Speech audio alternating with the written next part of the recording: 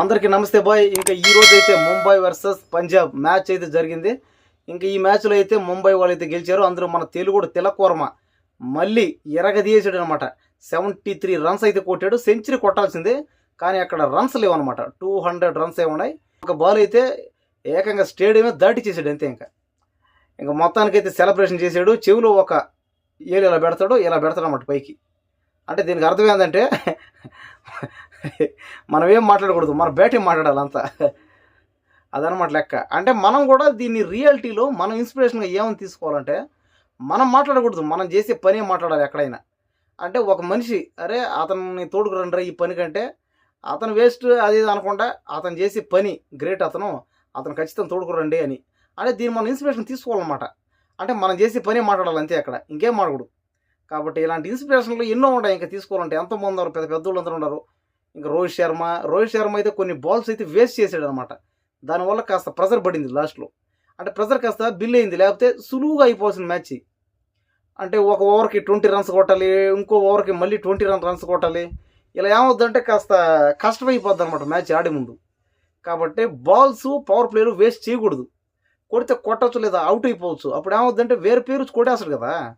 కాబట్టి పవర్ ప్లేలో balls waste అవ్వడం కాస్త ఈ మ్యాచ్కి మైనస్ పాయింట్ అయింది. రోహిత్ శర్మ గురించి తక్కువే మాట్లాడలేదు, అతను పెద్ద ప్లేయరే. అతను వరల్డ్ కప్లు ఎన్నెన్నో తీసుకొచ్చాడు. కాబట్టి ఇంకా అందరూ బాగాడారు. అలాగే పంజాబ్లో శ్రేయస్ అయ్యర్ కానీ, హర్షదీప్ సింగ్ కానీ, చాహల్ కానీ అందరూ బాగాడారు. ఒక్కరు కాదు, అందరూ బాగాడారు. కానీ మ్యాచ్ అన్నాక సాధారణం ఇవన్నీ. గెలుపు ఓటములు ప్రతి ఒక్కరికి సాధారణమే. ప్రతి ఒక్కరు ఓడిపోతారు, ప్రతి ఒక్కరు గెలుస్తారు. ఇప్పుడు దాకా ఐపీఎల్ మ్యాచ్ చరిత్రలో కప్పు గెలవని టీం అంటూ ఏదీ లేదు. లాస్ట్ టైం ఆర్సీబీ గెలిచింది, ఇంకా మొత్తం క్లియర్ అయింది. అన్ని మ్యాచ్లు కప్పులు గెలుచున్నాయి. మన ఎస్ఆర్హెచ్ కూడా 2 టైమ్స్ అయితే 2 టైమ్స్ అయితే కప్పు మనం గెలుచున్నాం. ఇంకా చెన్నై వాళ్ళు అయితే 5 సార్లు, ముంబై వాళ్ళు అయితే 5 సార్లు. వాళ్ళు ఎక్కువ హైస్ట్ అనమాట, ఓల్డ్. సరే చూద్దాం ఇంకా ఈ మ్యాచ్లో ఎవరు ఫైనల్కి వెళ్తారో వాళ్ళందరికీ ఆల్ ద బెస్ట్. అందరూ బాగాడండి. అందరూ మన ఇండియాకి కప్పు తేవాలనే ఆశతోనే, ఆ ధ్యేయంతో ఆడుతున్నారు. ఎందుకంటే మన ఇండియాలో ఈ ఐపీఎల్లో ఏ టీం గెలిచినా కూడా కప్పు గెలిచేది మాత్రం మన ఇండియన్ టీంకి. అంటే ఈ ఐపీఎల్లో ఎక్కడ అంటే ఇండియాలో ఆడిన ప్రతి టీంకి ఎక్కడ ఏ టీం గెలిచినా కూడా కప్పు వచ్చేది ఇండియాకే కదా, పక్క దేశం కాదుగా. ఇంగ్లాండు, ఆస్ట్రేలియాను, పాకిస్తాను, ఆఫ్ఘనిస్తాన్ ఏం కాదు కదా. కాబట్టి ఈ ఐపీఎల్లో ఏ టీం గెలిచినా కూడా కప్పు వచ్చేది మన ఇండియన్ టీంకే. కాబట్టి ఒక స్టేట్కి అయితే ఉంటుంది, ఆ స్టేట్ ఏదైనా పర్లేదు. కానీ నేను ఎస్ఆర్హెచ్కి ఎందుకు ఫ్యాన్ అంటే, నేను తెలుగుండు కాబట్టి, నేను హైదరాబాద్లో ఉంటాను కాబట్టి, ఏదో ఒకటి 2 తెలుగు స్టేట్ వాళ్ళకి మన ఎస్ఆర్హెచ్ టీం అయితే ఉంది. ఎందుకంటే తెలుగు వాళ్ళం కాబట్టి. మనకంటూ ఒక టీం ఉంది, మనకేం తక్కువ.